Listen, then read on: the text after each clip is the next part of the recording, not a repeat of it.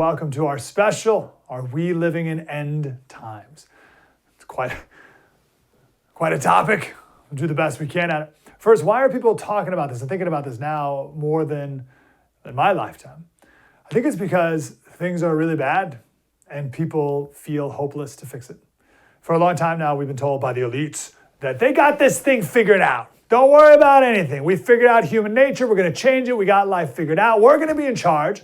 We're going to have a secular society. We're going to put the best and the brightest at all of our institutions. And with a little technology sprinkled on top, everything's going to be great. Heaven on earth. The timeless search for utopia. How's it going? We'll go over those failings a little later, but you know them all. And listen, maybe some people want to make the argument, oh, Slater, come on, what are you talking about? Look how much more prosperous we are because of technology. Look how much better our GDP is. Okay, great, super. That's one aspect of life. Dare I say, the least important, our spiritual wealth, I think is the most important. And I would say we are living in a state of spiritual poverty. As it says in Isaiah, woe to those who call good evil and evil good, and who put darkness for light and light for darkness. We've been doing that for a while, and the results haven't been good. So I think people look at the results, they look at the fruit of that, and they're like, well, the experts couldn't even figure it out. What do we got? That's it. It's the end. It's hopeless. Nothing can save us now.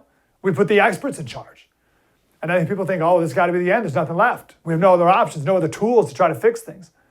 So I think some people will say, we reached the end. But because there's enough Christians around and there's enough Christian culture still hanging around, I think people have heard the term end times. So I think a lot of people will say, oh, things aren't going well, therefore we're in the end times. But I think most people who say that, they're not talking about a religious idea. They're not talking about a Christian idea.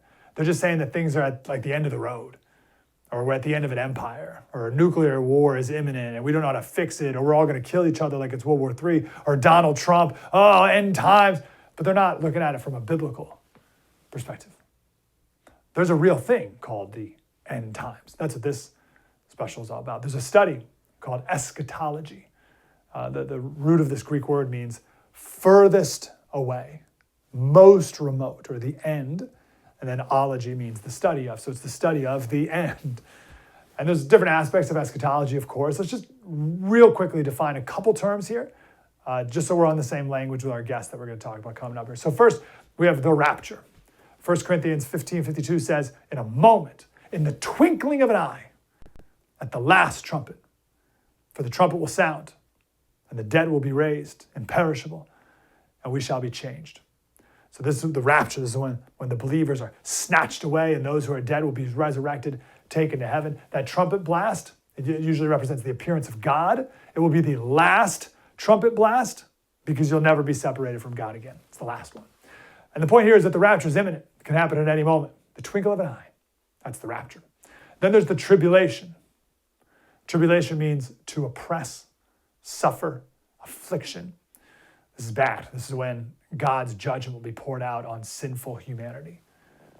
During this tribulation time on earth, the church is going to be in heaven. This is 7 years, the Bible says.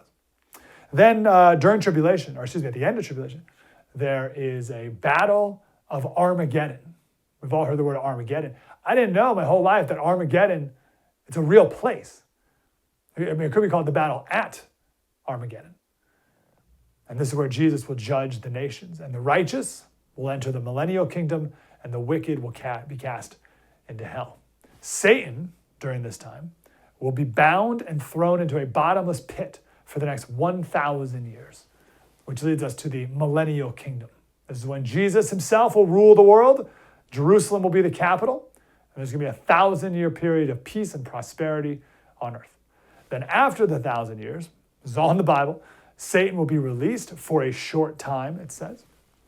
Then he will be defeated again, and then never reappear. Then we have a final judgment, and anyone who is not a Christian will be thrown into a lake of fire.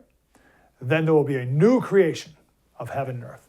And this is where there will be no more tears, no more pain, no more death, no more sorrow. The new Jerusalem descends from heaven, and children of God will enjoy eternity with him. Those are the big eschatological moments that we're going to talk about here. Rapture, tribulation, Armageddon, millennial kingdom, final judgment, new creation. There's another theme I want to suggest here. I believe, and we'll see if our guests agree with me, that things are going to get a lot worse. Way, way worse. Than we have it so good in America that when things are like kind of not as great, we're like, it's the end of the world. It's like, no. We're a ways to go. Tucker Carlson did an interview the other day with the president of El Salvador. And this president of El Salvador was talking about MS-13 gang members who were engaged in satanic sacrifices of babies out of the womb for Satan, for Moloch, right? Like that will be more prevalent. That stuff will be more in the open. Right? There'll be a lot more pride associated with that. It's pretty bad right now. Don't get me wrong. We're killing 60 million babies in America. We have killed, say, about 1 million a year, right? So pretty bad right now, but I think there'll be a lot more in the open, right? People proud, not just of their sexuality, but of much more. We're just in the very beginnings of Romans 1. We got a ways to go. And already people feel betrayed and hopeless. So what are we to do with that? Now listen, they may feel hopeless. We don't need to be. Some people will be terrified, and some people should be terrified, but we don't need to be.